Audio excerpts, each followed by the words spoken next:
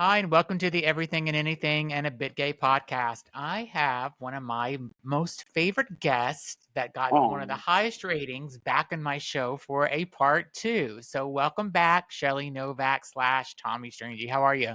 I am doing great, Zach. Thank you so much for having me back. If I had known there was going to be a part two, I wouldn't have speed readed through my autobiography. I like literally gave you my TED Talks, like my entire, biography in one sitting, not knowing, you know, I got you know, so many comments though from people that were so interested in your story and that were so happy to see you on the podcast. And a lot of people, I posted this in a Facebook group called South Beach Pioneers, and uh-huh. so many people responded to that and stuff, and it was really great. So people loved Yeah. hearing your story and loved seeing you. So it was Well, we had a really great, almost like high school class that came out of South exactly. Beach. So, but it'd be nice to answer your questions and not like feel that I have to give my entire life story to Yeah. to So we're gonna Greg. just I'm gonna ask you some questions. I have some questions that I wrote down. I'm gonna ask and just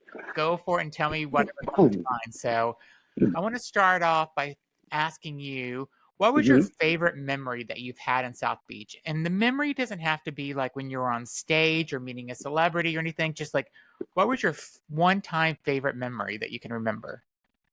Oh my God, I have had so many amazing memories. I and I know you say the stage thing, but No, it can honest, be the stage or it can be a I celebrity, but it can be because anything. there's honest to God, and then I'm going to kick myself later for thinking of something else. But I got called out of nowhere to do the Taming of the Shrew like 15 years ago or something, Okay.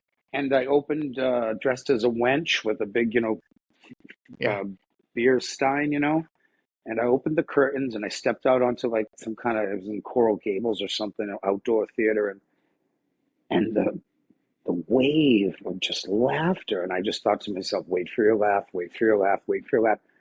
And I waited for it to it seemed like it went on forever. And I pulled did my one line, got off, and I said to myself, Jesus, I just did Shakespeare. And it's just the one thing that, one really wonderful thing that comes to mind right away. But there has been so many things that were afforded that came my way because of Shelley Novak. I'll tell you that, Yeah. you know? So. What was something that happened to you that that you had kind of an experience that impressed you the most? Like, did someone or did some event that you went to? What was most impressive of kind of your time as Shelley Novak, or even just living in South Beach? People's kindness. People like Danilo Della Torre, Adora, like Yeah, like some queens, they feel competitive or they think you're gonna steal their gig or whatever. But here's someone like they didn't know me from Adam, and I came here. I didn't speak English. They gave me work. I wasn't the best performer, but they saw something in me, and you know, uh, people like Mark Leventhal, um, you know, who just saw the humor of Tony Danza in a dress. yeah, I've been just really lucky. I mean, the list goes on. I mean, I almost feel like I've been sliding through life on charm, but what I've been trying to do, and you don't always do it. People say, "Oh, I saw you so and so 20 years ago." I said, "Was I dressed as a woman?" They said, "Yes." I said, "Well, then I was drunk and I was on coke." But I want to apologize to you now. But my thing is, I think if you're good to people, if you try to be nice, and it's not easy, it comes back to you. But I've met so many people, so many mentors, so many people that have been good to me, and never didn't have to be. Just I don't know, something about South Beach. Maybe not so much now, because I'm older. Everything's different when you're older. yeah. Everything's always better 20 years ago because you were 20 years younger. But You were always a kind person. Every time I would see you out, you were always nice. You were always fun. You were always a good time. You would yeah, always say hello. Like, you were always nice. You were never that bitchy queen. well, it didn't. I felt that it didn't get you far. Like if you in show business, so no one ever says, "Oh, I want to work with that asshole." You know, the Yeah. one who made everyone miserable. Yeah. So, also growing up as a little kid, I mean, my childhood, I just wanted to make people laugh. I thought that like I could, you know, flip a switch in my childhood home and make everybody happy if I reenacted the Carol Burnett show the next day. Yeah. You know what I mean? I've always been a people pleaser. Sometimes I say yes when I shouldn't, but I don't know. It's easy to be kind. You know, it really Tell is. me Tell me a little bit about, like, when you came out. Like, when did you know you were gay, and when did you tell your family? What was their reaction? Oh my God. Okay. I feel like Katrina Longworth. Um, Join me, won't you?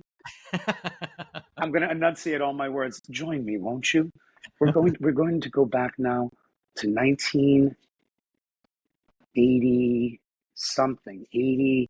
If I graduated in 85, it was 1980. It had to be like 1980. Um, Jefferson's Starship was now, it was Jefferson's Starship at the time. Okay. Okay. When I realized I was gay, I was a comic book collector, and one day I was reading a comic book, and no lie, it was so funny. This was my epiphany. I saw Peter Parker. Yeah. This is a cartoon panel, by the Yeah. way, changing in the alley, and I got like excited, and I was like, "Oh my God! I'm like the waiters at my parents' restaurant," because there was all Yeah. these really flamboyant 1970s gay waiters, pre-age, you know. So I know I'm gay, nothing really goes on. But then, middle school, I'm class president, I'm popular. I'm using my humor as a defense mechanism to like make everybody laugh, every click, be funny because it's easy to divert to diffuse the situation with laughter, then be Yeah. bullied, be ba ba ba ba. But I never had a problem with it. It was like every boy that wanted to experiment in middle school, I was Dr. Frankenstein. Yeah. Got it. But I was 15, and my first real boyfriend, in a sense, was 17. And like the day he turned 18, my mother picked up the phone. And back then it was in Everett, Massachusetts. You had to dial Dunkirk. Okay, this is how long ago this was. Okay. Dunkirk, 6789 or whatever. Yeah. And it was a big Alfred Hitchcock dial M for murder black phone that like Okay. it waited, and if you had to dial a 9, you were fucked because it went. Yeah. Yeah. So, anyways, my mother, you know, you can't blame her. I think she might have a little German in her blood because she loves to spy. And she picked up the phone and heard the end of the conversation. It was just me telling my, high school boyfriend, "Hey, I'll see you in study hall tomorrow. I love you. I love you too." I mean, because when you're young, you think you invented. You don't think Yeah. this ever happened before. You would think you invented sex. So my mother was like, "Oh my God, he's like the waiters at the restaurant." So they just didn't accept it, whatever. But I'm honest. I'm so glad in a way that I just got caught and I Right. embraced it, and I rolled my homosexuality, and it was a great zeitgeist because it was the '80s turning into. Yeah. Went into high school, and the zeitgeist of homosexuality, punk rock, new Yeah. wave, marijuana, leather jackets, tight Jordache jeans. I embraced it, and then I became class president again, and it's just high school. High school was like I was like Zac Efron with much more oral sex, I think. Did the people in your high But yeah, school know? but basically, yes, I got caught and I owned up to it, and I was like, well, I guess no more hockey team sleepovers. Yeah. Yes. But yeah, Did because people in your high school know? Did you come out to people in high school? well, it was this. Well, how could I not? This I have to remind you was literally one cat whisker before the AIDS crisis. Annie Mm. Lennox and Boy George were on the cover of Time magazine or Newsweek. That year, almost all five nominees were nominated for playing the different genders: Victor Victoria, The World According Yeah. to Garp, The World of the Year of Living Dangerously, Androgyny was in, Mick Jagger and Bianca Jagger, David and Angie Bowie, bisexuality, Elton John. It was kind of in. It was kind of becoming accepted. Yeah. And then AIDS came and no one really knew in the beginning what it was all about or how you contracted it, and it just it just put an end to the party. Anyone who was Yeah. ready to experiment was like, yeah, Yeah. I think I'll hold off until I know more. But I'm so glad to have experienced a taste of freedom before. It's like when the camera pans and Call Me by Your Name, and they show the calendar says 1982. It's like, we get it. Okay, Yeah. we understand now. But I'm glad I got a taste of the freedom beforehand. But I also, in a sense, and this is, I don't know how to give a good spin to the AIDS crisis, because so many people died so young. Yeah. Overnight. Yeah.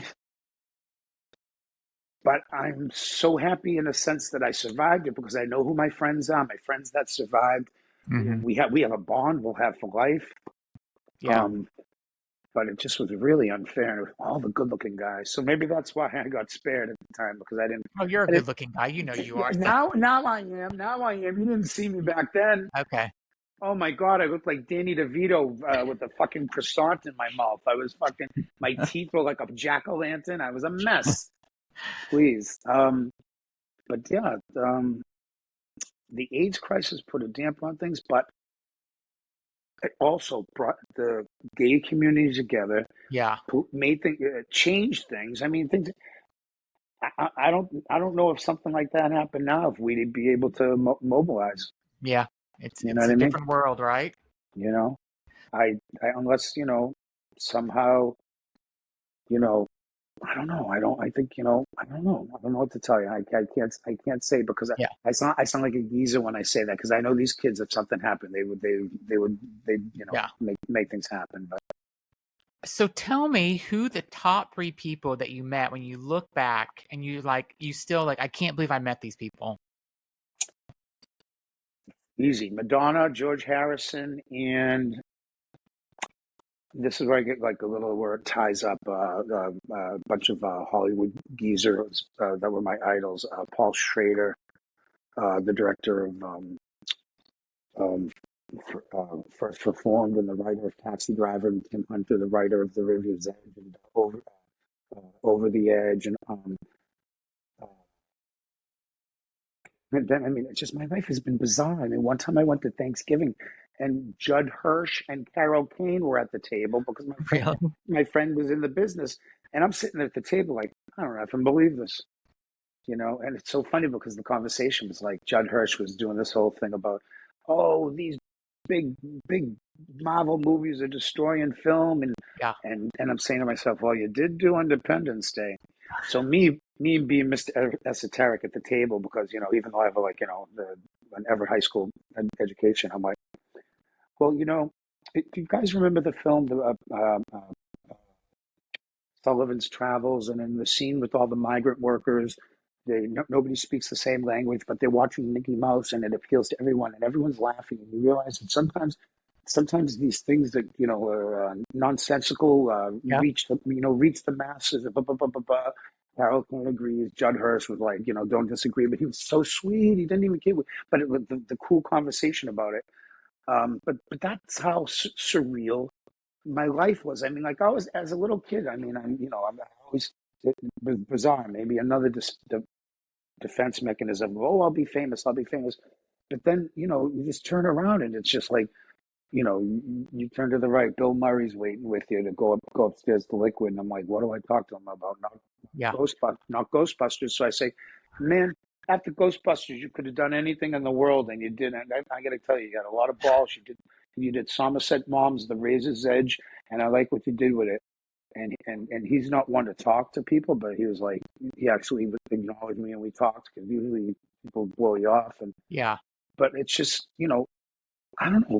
Life is surreal like that. But I Yeah. hope in my experience, right? Because my ex, my partner, he always used to say, Tommy, you've met so many people, and they've taken so many pictures of you when you were in the front of Crowbar. Your picture's been around the world. You don't know how many people's lives you. Yeah. And I've only hoped that, like, if that's the case, that I've been like that. I was nice. You know what I mean? I'm sure I owe some of them $20, but just nice to people, especially when you're in drag, especially back then. They're like, "Oh, can I take your picture?" I was like, Yeah, yeah. "Yeah," and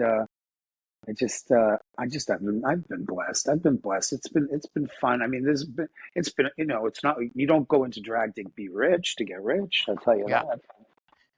If you could go back to one week back in the 1990s, do you know what week that would be? Like, is there a time where you had like the most fabulous time or the best experience that you'd like, I would love to go back and experience that again?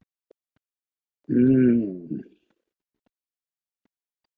Well, oh, I didn't know this was going to turn into Barbara Walters or an NA meeting. But if I had to choose two things, the first thing would be I'd go back and I'd meet the first person that I fell in love with, and I'd like to have Oh, that time that we fell in love. That first year was amazing. And then the other thing I'd like to do, like when they say you go back. Would I want to go back like Dana Scully or David Duchovny, and yeah. like how they say kill baby Hitler. Yes.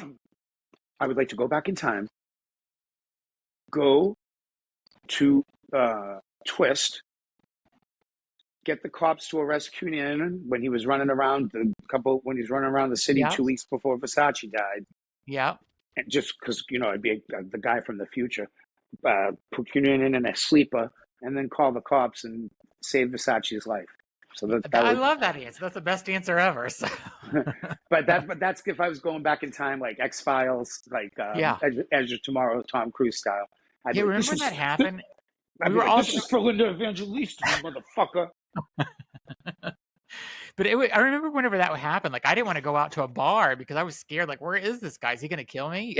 Dude, he killed 5 people. Then he was on the loose for 2 months down here. They put pictures up all over the gay Yeah. bars. There's 11 gay bars. Go raid everything. Go raid the gay bars. We Yeah. gays, we gays love a good raid, so Yeah. we have something to Exactly. talk about the next day. So, Exactly. and I got nothing against Twist. Twisted, no, they don't know. Well, Yeah. listen, I laugh when I think about all that. Yeah. Uh, Is there an event or a show that you performed at that you're most proud of? well, this is kind of funny. There's been so many things I'm so proud of, but they had a one. This is kind of funny. Oh, I'm going to tell the story anyways. Fuck it. They had the 100-year celebration of Miami Beach, and it was Okay. a huge stage on the beach, and everybody could name the John Cicadas, this one, this and that ones. Gloria Stefan, her daughter, was being introduced to the world at the time on the Okay. Timbales. People, so I hadn't gone into drag in a while. And in fact, I think I had cancer at the time, so I didn't have any drag. So my friend at the time, Elaine Lancaster, she was hosting it, and she picked and chose who was going to be represent the drag history of Miami Beach. They showcased Henrietta in this wonderful, flattering way. So I came, and okay, just between you and me, like I said, I didn't have any drag, and I didn't have like the little cheater thing to hide my junk, Yeah. So I'm wearing this cute little trivia outfit and little slacks. But if I move the wrong way, it's like a grandfather's clock. It's like it's swinging like James Taylor in concert. Um, and I went. I'll never forget. It was warm, of course, because we were in tents, and I drank some warm booze, filled my carpet bag full of food, and then it was time to come out and like all the other drag queens, they did, they lip sync, but I'm not a lip syncer. So I came out. Yep. I was supposed to do like a 1 minute like uh, memory, like cute little Yeah. monologue memory thing. I think I had a couple of warm tequilas and my no underwear, and I fly out on stage, and my dick gets on stage before I do. But I grabbed that. So Elaine Lancaster was like, and everybody, Shelley Novak, who's been on blah, blah, blah, blah. It's like Shelley Novak Award, singing my friend. And then I grabbed the mic and I go, I have I warm tequila, and I have so many Miami Beach memories. This time I threw up on Ricky Martin, the time Madonna and and I'm running, I'm telling all the stories. Then I was like, and then blah, blah, blah. And I'm going on and on and on because and they're flashing lights to get me off stage, but I'm like King Kong. The flashing lights are only Yeah. making me crazier. Yeah. Like I'm gonna climb a building. So and fucking Elaine's chasing me to get the mic away, and I'm telling story.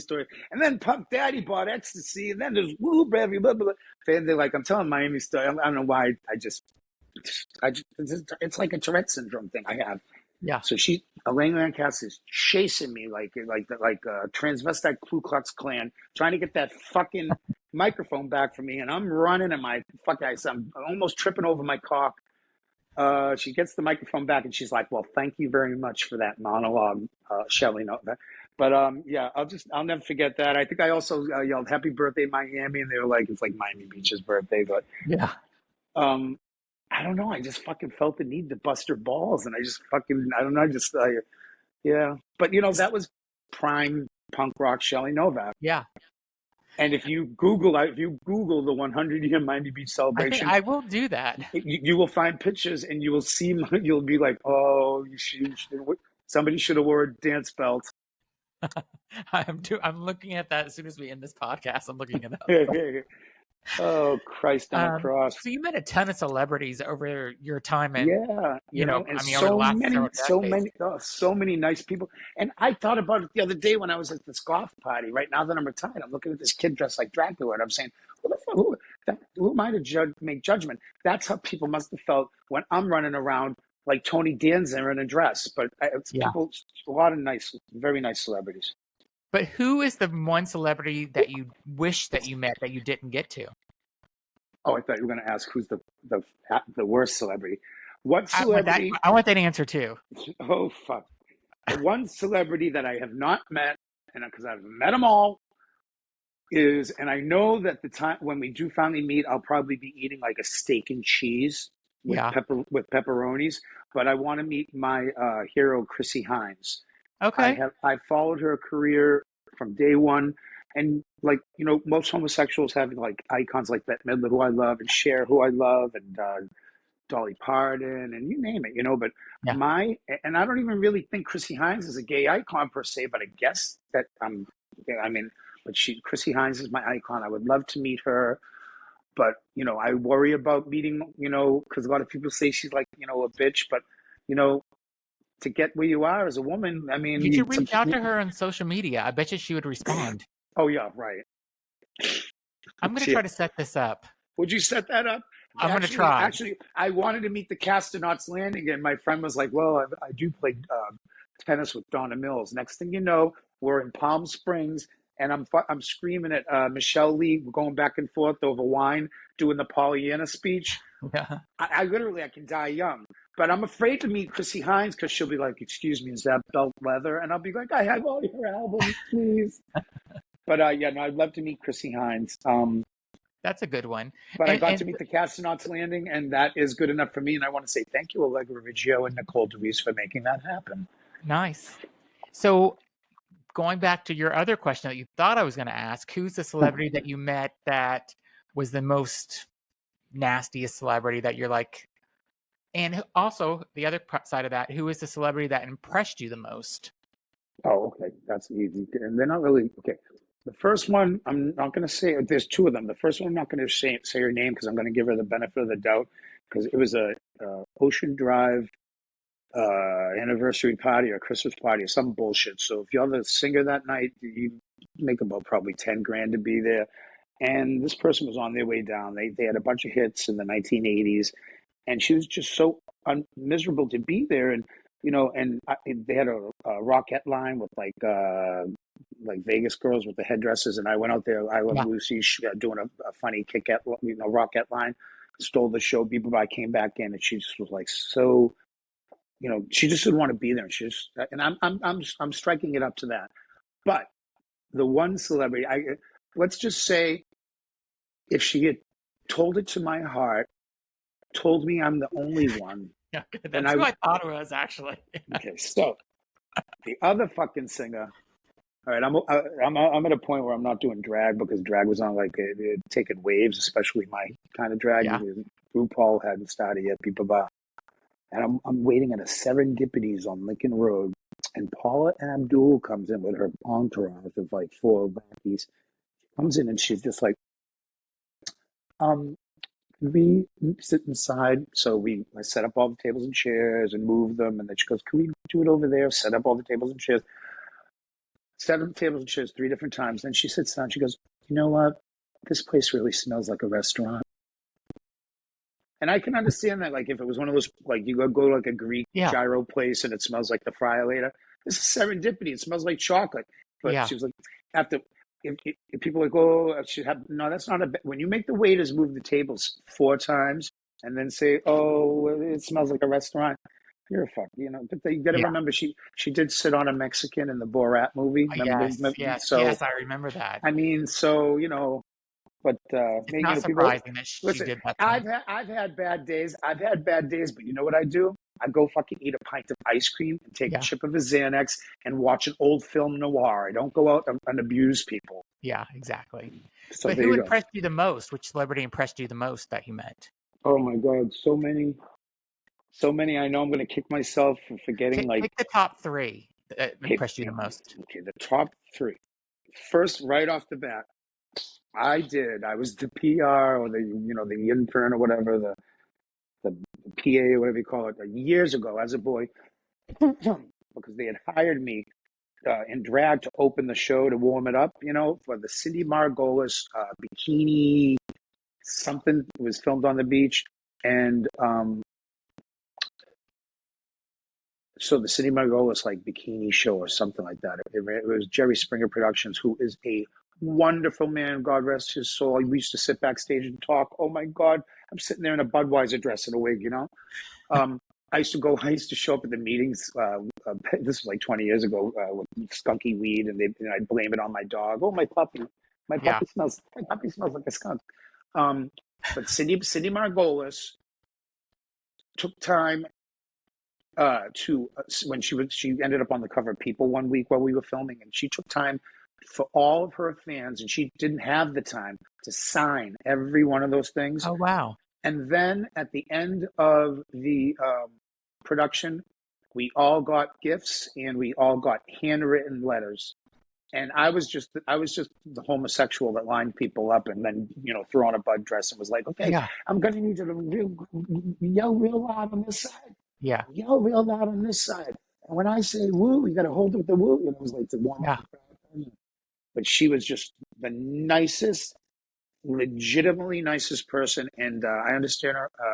She did well financially, so I'm hoping she's doing well in life right now.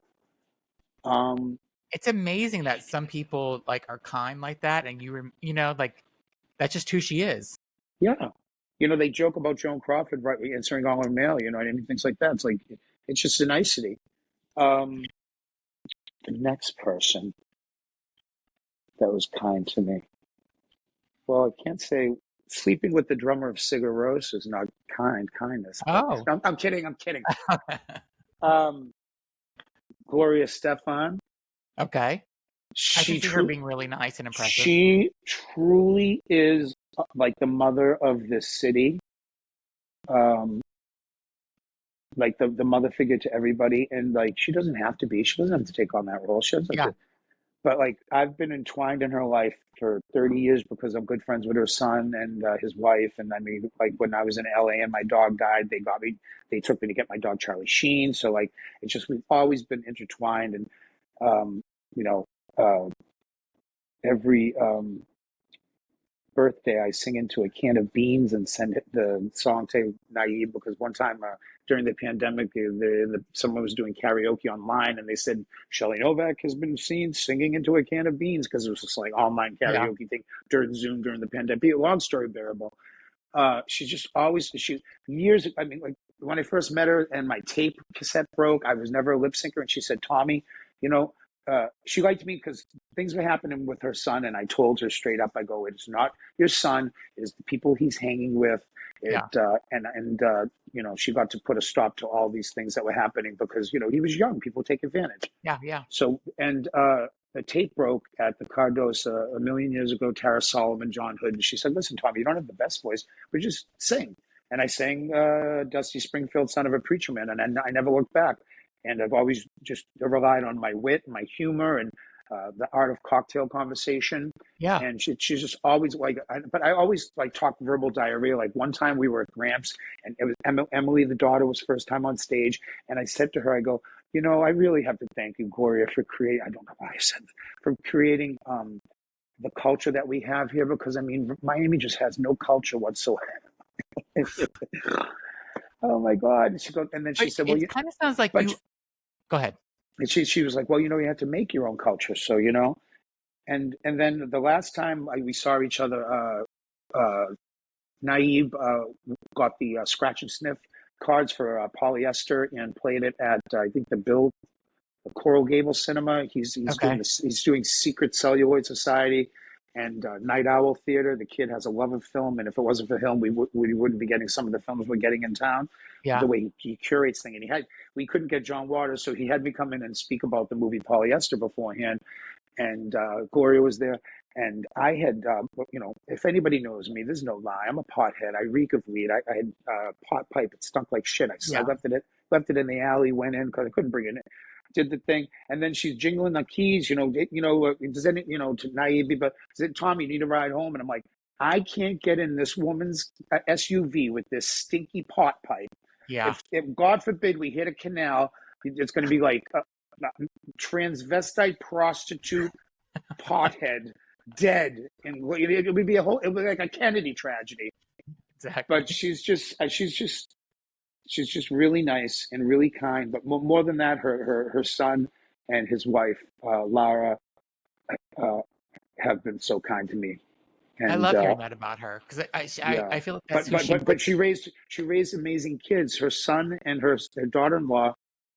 I don't know where I'd be without them. They when my dog died, oh my God, I ended up in L.A. They gave me my dog back dead. I'm in L.A. with like Maria in West Side Story with the dead dog in the lobby. Yeah. So life. Another great celebrity. Oh my God, there's been so many who gave me good advice. Who gave me good advice? I'm just gonna have to say the Castanauts Landing. Okay. That's a good one. That's a Yeah, really good. just beautiful people, smart women, kind, funny. They own a vineyard. I mean, I mean, they're just kind people. Awesome. Yeah. So let me ask. So you're famous in South Beach, and I want to know. 12 blocks. Yeah. But I said, yeah. No, but I mean, I mean, even beyond South Beach. I mean, like all of South Florida, people that visit. I mean, people know who you are. I mean, like if I knew Madonna, showed her a picture of you, she would know your name. So I mean, you have some You would. celebrity to you. So did that ever go to your head? Nope, I've been too poor for that kind of thing. Okay. I'm too, you know what I mean? Uh, David Bowie once famously said, fame just gets you a good table in the Yeah. restaurant. Um, I have used, and the reason I kind of segued into it, I'm not going to say that I haven't used fame to never pay for a drink in my entire life, Okay. which, That's good. I mean, use it. yep, free drinks your whole life. Yeah. Uh, it could turn into an alcohol problem. You know what I mean? So it's a whole thing. Um, I think if you have the reason I did the Shelley Novak Awards was if I had a name for myself, if I could do something where I could celebrate every performer in town, Yeah. especially the best new artists. And some of these drag queens are working for drink tickets and Yeah. a ham sandwich. If I could give them their 5 minutes of fame up on stage to be able to thank who they want to thank, and then if they're not nominated, have people read off the nominees. I did that for 30 years. Uh, that's if you just got to give back. If you get things, you've got to give back. It's like when Yeah. I had that TV show. I had all my friends involved. I'm like Alanis Morissette. If I fucking could have a commune, I'd fill it with all my friends. You're just going to Yeah. promise me you're going to create art, not hurt animals and bang Yeah. kids. Yeah. Exactly. Jesus Christ, can we not hurt animals and bang kids? Jesus Christ Almighty. So, do you have any regrets when you were living in South Beach in the 90s? Is there anything that you Uh, did and you're like, "Oh, God, I wish I didn't do that," or I did this for too long," or what's a regret? should have used more sunscreen. Straight up, Yeah, me too. should have used more sunscreen.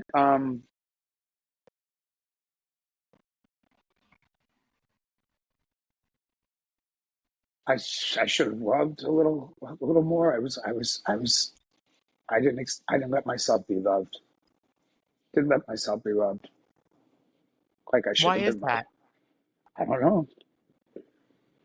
I don't know. I don't know. Ask my therapist. I just I don't know. I had so much love to withhold. Yeah. And you had so many people love you, though. Yeah, but it's not the same. You know, people don't look. They're like, oh, that's that kid that dresses as a woman. But I don't know. I think in the end, the Beatles lied. You, the love you make never equals the love you take, I guess. Yeah.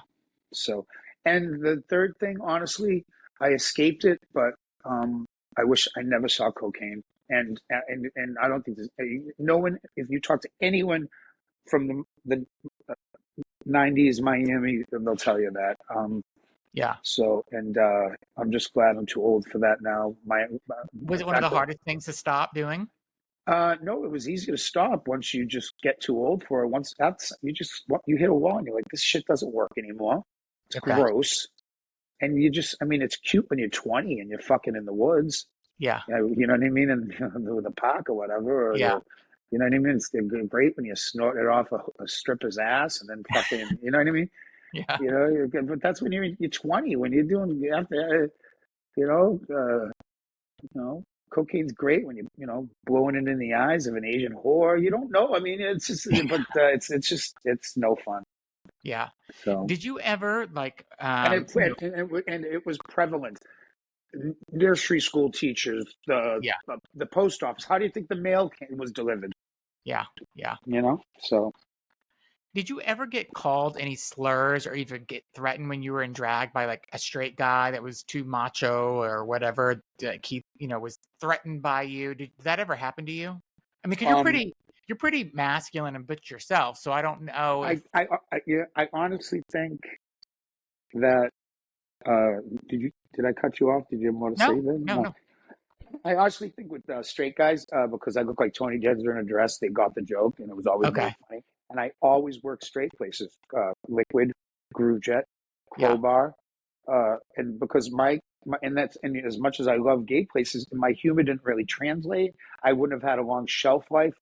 The way that the Athena Dion's and the TP Lords and the Adores, I mean, their makeup and their lip sync is an art. That's an art yeah, that I had the art of cocktail conversation and the art of being able to yell at people, yeah, general admission to the right, VIP and bottle service to the left, kind of thing.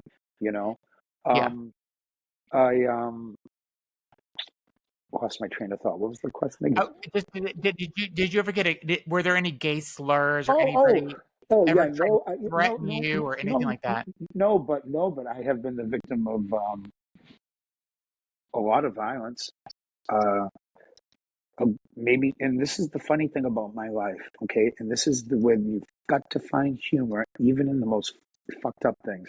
Okay, Uh, Me and my boy at the time, my guy I was with for 25 years, and his good friend, we were all just dressed black t-shirts, pants. We were going to like groove jam. We weren't even, and they're my guy and his friend. They're not even gay. You know what I mean? They didn't even. What do you call it? Signify as gay, whatever. Blah, blah, blah. We're walking down Lincoln Road. All of a sudden, we start getting lost. Like these kids, these teenagers, these three kids. And my friend Danny gets his nose broken. John gets away. I get bludgeoned, and I fight back. So this guy stops the fight and calls the cops. And the guy who calls the cops and stops the fight is Grammy and Oscar-nominated songwriter, a Grammy-winning songwriter, Desmond Child. oh Yes, wow, yes, Bon Jovi's "Living on a Prayer." So here we are in court because they caught the kids. They were 17, and this was my Brad Pitt moment because Desmond Child's there, and I'm like, so they go, "What do you want?" And I go, "I just want these kids to say they're sorry, get my medical bills paid, and I also want them all to get HIV tests because the next time you beat up a fag and I bleed all over you, just to That's put the fear, awesome. HIV negative, but Yeah. just to put the fear of God into them. Their mothers are Yeah. all horrified because, yeah, because you make it a point. That was the My best comeback ever. Yeah, well, I just saw Fight Club, so you don't know where I've been, Yeah. but and there's been just, I mean, I lived in Miami Beach 30 years. My apartment, I've lived in 20 different apartments. I think three of which have been robbed. Three of which had been robbed. Wow. Imagine, yeah, three of which have been robbed. I've been in a plane that skidded off the runway, ripped the door open, said, "Everyone follow me. I'm on red wine and Xanax. I'll save your life." I've been in a car accident where the fireman said that it's like there was a force field around you, and we were coming from this gay bar, and I had on a little crop top and little tight little bike shorts. That's how long ago it was. And I said, "Excuse me, could I inject my Yaz CD?" And I mean, I've led a charmed life, but but on the flip side, maybe not, because I mean, I had cancer. I'm in remission, so things do happen. Yeah. Things do happen, but I feel that no matter what happens in life, you've got to just look at the situation, figure out how you can deal with it, how you can best deal with it, and just get things done. Yeah. You know, uh, If you didn't move, so let's say you didn't move to South Beach in the 90s, you didn't bring that green sequins dress with you. And did you ever think about like what your life would have been like if you would have stayed in Effort in Massachusetts, or would you have gone somewhere else? Like, have you ever thought about like what direction your life would have taken? I remember when I was a busboy at the Charles Hotel in a restaurant called Rarities, and the maitre d', the general manager, whoever he was, the big guy. Of course, I was, because this was, people had no regard for kids back in the day. I must have been barely 18. And of course, I'm being sexually harassed, but I'm like, hey, well, if I got to put up with a little slap and tickle to get the best shifts. Yeah. And then he said to me one day, he goes, "You better save your money." He said something to me, something, I don't remember what the impetuous was, but he said, "Well, you're going to end up 300 pounds in a basement apartment in Chelsea, Massachusetts." That always stuck with me to this day, where I just, I'd rather, Miami is my town. Miami has Yeah. embraced me. Miami Beach, I've been able to, where I've worked, the people I've met, my life has been enriched. I've been able to travel the world twice. I got new teeth. Thank you, Crowbar. Um, just met my idols. You know what I mean? Met people, met just beautiful people. Uh, Beautiful people, beautiful souls. I mean, just so much. I don't think that would have been afforded to me in Boston, because Yeah. I, I don't know. Everything makes no sense whatsoever. It's like a quilt, when you got all these pieces and then you're sewing it all up, and you sew it for 30 years, and all of a sudden it makes no sense. And then you throw it out on the bed and spread it out, and you realize the quilt makes sense. It's this. It was your life, and there it Yeah. is. So, So another question I have was, mm, um, because of who you were in South Beach, and some guys they like the celebrity status and they like the drag look. And did you ever get a like straight guy that was curious and hooked up, or the really hot, super hot gay guy? Like, did that ever happen because of Shelley Novak? well, I wouldn't so much say it's Shelley Novak as the amalgam of Tommy Strangie and the force of nature that is my personality, but Yeah. also, um, to my detriment, and I'll probably to my detriment, is I've always been attracted to straight men. I've always Okay. been attracted to bisexual men. I've always been attracted to men that I really can't have, maybe in the long run, because when we break up, I'm like, they were straight. Yeah. But I have, and this is what's so funny. This is another thing about being blessed, and it's not going to happen in Boston either. Um, I have gone out of my way to surround myself with loyal women, beautiful men, and places of business that where I work that also serve steak and cheeses. And I feel that that in itself is success. But I've had all the most beautiful men. I mean, and they've had me. And but I go for that straight type. I mean, the last Yeah. three relationships I've had, they were 80% bisexual. I got the whole I've never been with another man. One said to me, because of you, I hate gays now. I was like, well, I guess my job here is done. But I'm attracted to straight acting guys. I'm attracted to straight guys who are questioning. I have no problem being that experiment. Yeah. I love the fact like I'll have an amazing affair with someone. They'll go off and get married, and then introduce me to their wife, and it's just I don't know. I don't know. I get it. I get I can't. I'm the feminine one, and like I don't think I could date another feminine guy. My one problem is, and it only happened once. Like I'm attracted to MMA fighters, Yeah. and I only once met one that was just so sweet, the sweetest person you ever want to meet. But with MMA, like if you're successful, it's because you have a lot of fights. But then you Yeah. have who do you feed? But just like a dog fight, some MMA fighters only have 8 good fights in them until they get hit too much. And so, anyways, this kid, this sweet, beautiful MMA fighter, they hit him in the head too much. That was it. Oh, My luck, Mr. Dreamboat, he's out of his squad now. He's gone. They hit him too hard. oh, So, that's sad. yeah. So And my last question is, or my last thing I'd like to get from you before we end the podcast is, you gave some really top three things advice before our last one. So, what is the advice you would love to give the audience, give my listeners, as a sign off from you? Oh, did I tell everybody about the club sandwich last time? No, I don't think so. Oh my God. Okay. Oh Well, yeah, no, listen, no, maybe you did. I think you did I tell everybody all the time, listen, if you're overwhelmed while traveling, no matter where you are in the world, Yes. you can never go wrong with the club sandwich. Um, say yes to everything.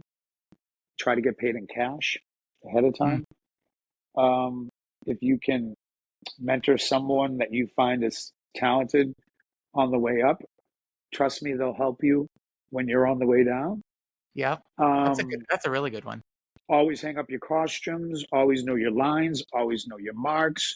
Try, and I've fucked up this many times, but try not to go on stage drunk or high, because if you fuck up your performance, you will then have to blame your good friend alcohol and drugs. Yeah. So it's better to do the performance, get the adrenaline from the performance, and then afterwards go have some champagne. Yeah. What else? What else? I think that's about it. Be kind. Don't hurt kids. Don't hurt animals. And if you go to a party and there's 1,000 bottles of lubricant, leave. Yes, I agree. Did you ever meet him, P. Diddy? I have a story in the book. He's in the chapter, the chapter, the days of lines and noses. But you're gonna have to wait for the book for that story. And how's the Netflix series coming along? They are editing that as if it was Berlin Alexanderplatz. The way that they're editing this, it's taking forever, but I'm okay with that. Okay. Um, I'm actually seeing my friend Heather, the editor, October 7th, hopefully in Boston. But hey, it is what it is. My thing right now is working on the book because of them. They're making me add all this stuff to it. Excuse me, add all this stuff to it. So I have to rehash the whole book again and stuff. So, and I was like, you know what? I guess I'm going to be salacious a little bit then, Yeah. So Well, thank you so much for being on. I thank love you. having you on. Like I, you have such a good energy about you. You tell thank you. fantastic stories and you're funny. So you Thank kind you. of got it all. So thank you Thank you. so much Thank you. again. Thank you. And I'm a middle-aged dreamboat. So tell You your are. friends. I I don't really even think am. middle age, but you are a dreamboat for sure. I have so much love to withhold. And any guy that's out there that's by questioning, look up Tommy and see if he can help Yes. you out. Come over. We'll experiment. I'll put you on the slab. It'll be fun. Exactly. Well, thank you for so much for being on again, and be sure to Oh subscribe to man. my podcast, everyone, and look up Tommy on Instagram. What's your Instagram handle? At Tommy Strangie, TommyStrangie. He posts some really fun things, so follow Oh, him and look for his Netflix special. We'll have him back on whenever that comes out, so he can talk about that. So oh my thanks God. everybody for listening. I'm going to bring you on the red carpet. And everybody, before we go, get out there and vote, please. Oh yes, please vote, everyone. Vote, All vote, right. vote. It's now All or right. never. All Thanks right. everybody. Bye, guys. Thank you. Thank you.